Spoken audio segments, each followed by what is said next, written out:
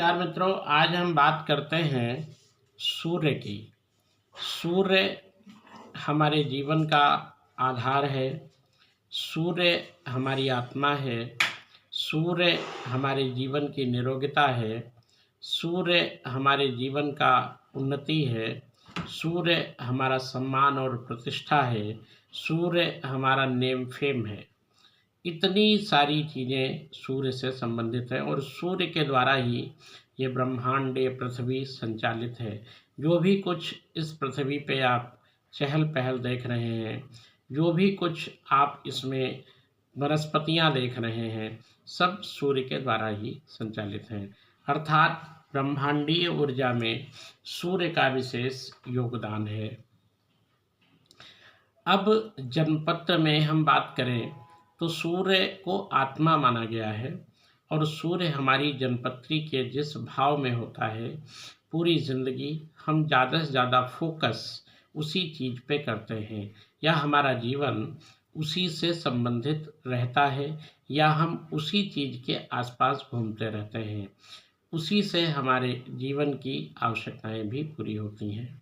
अब अगर सूर्य की हम बात करें, सूर्य जनपत्र के पहले भाव में अगर है तो पहला भाव अपने आत्मसम्मान का, अपने शरीर का, अपने सेल्फ कॉन्फिडेंस का, अपने बुद्धि विवेक का और अपने विल पावर का होता है। तो अगर आपका सूर्य आपके पहले घर में है तो आप तेज तर्रार होंगे, आप किसी से डरेंगे नहीं।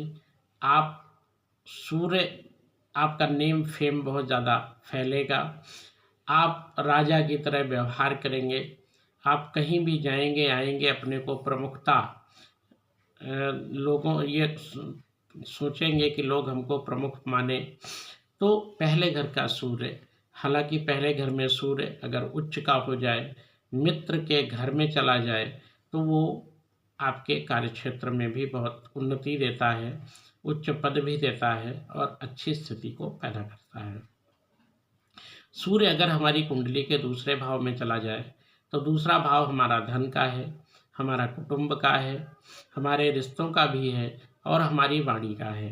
तो आप उस चीज़ को अपने जीवन में ज़्यादा अहमियत देंगे, अपने रिश्तों को अहमियत ज़्यादा देंगे। वाणी थोड़ा तेज हो सकती है अगर सूर्य शत्रुग्रही हो गया, लेकिन सूर्य वहाँ पे बैठ करके पूरे कुटुंब को कंट्रोल करने का भी पावर आपको देगा। और धन स्थान में होने के कारण धन हम कैसे बचाएं, कैसे इकट्ठा करें, किन चीज़ों में इन्वेस्टमेंट करें, ये भी आपका वहाँ से देखा जाएगा।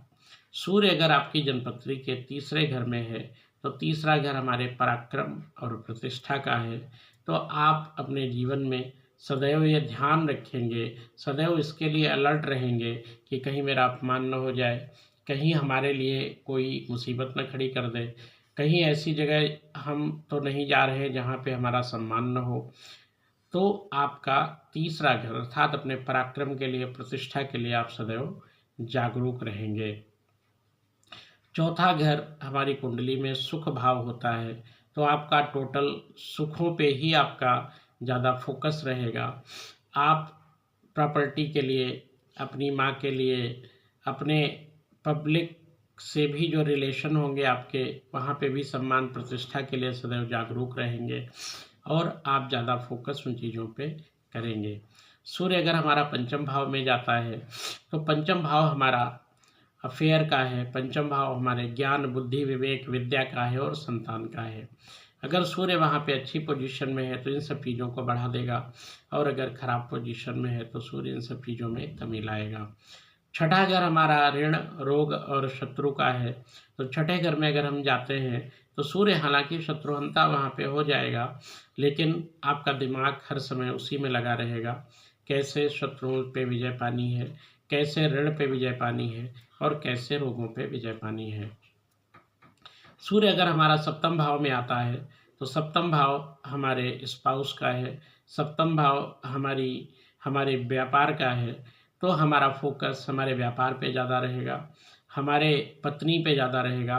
लेकिन सूर्य अगर वहाँ खराब स्थिति में है तो पत्नी के साथ मतभेद भी पैदा करेगा। लेकिन मतभेद के बाद भी आपका जो फोकस है वो उन चीज़ों पे बना रहेगा। सूर्य अगर आपका अष्टम भाव में है तो अष्टम भाव हमारे ससुराल से धन का भाव है, अष्टम भाव हमारी मृत्यु का भाव है, या हम उसको आयु का भाव कहें तो ज़्यादा अच्छा होगा। और अष्टम भाव से कुछ आपके जो गुप्तांग हैं उससे संबंधित रोगों का भी भाव है। तो अगर सूर्य वहाँ पे अच्छी स्थिति में है तो इन सब चीज़ों को इम्प्रूवमेंट अच्छी पोजीशन में रखता है। और अगर सूर्य खराब है तो जब उसकी दशा अंतर्दशा प्रत्यंतर दशाएँ आएंगी या उसका प्रभाव जीवन में आपके आएगा तो उनको डैमेज भी करेगा।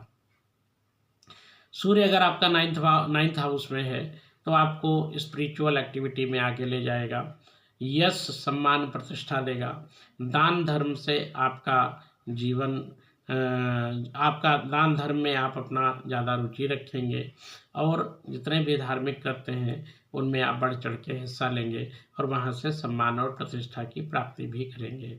सूर्य अगर यहाँ मित्र ग्रही आप मजबूत स्थिति में है तो आपके भाग्य को भी चार चांद लगा देगा।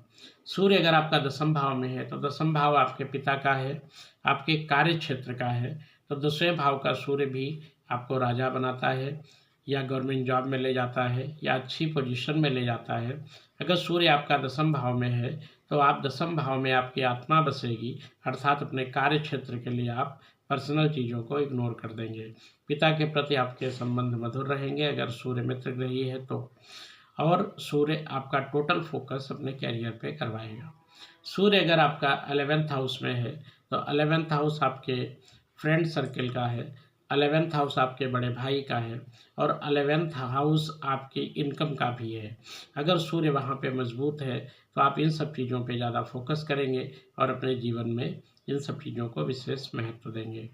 अब आते हैं द्वादश भाव पे। द्वादश भाव हमारा व्यय का भाव है, हमारी विदेश यात्राओं का भाव है और हमारे मोक्ष का भी भाव माना जाता है।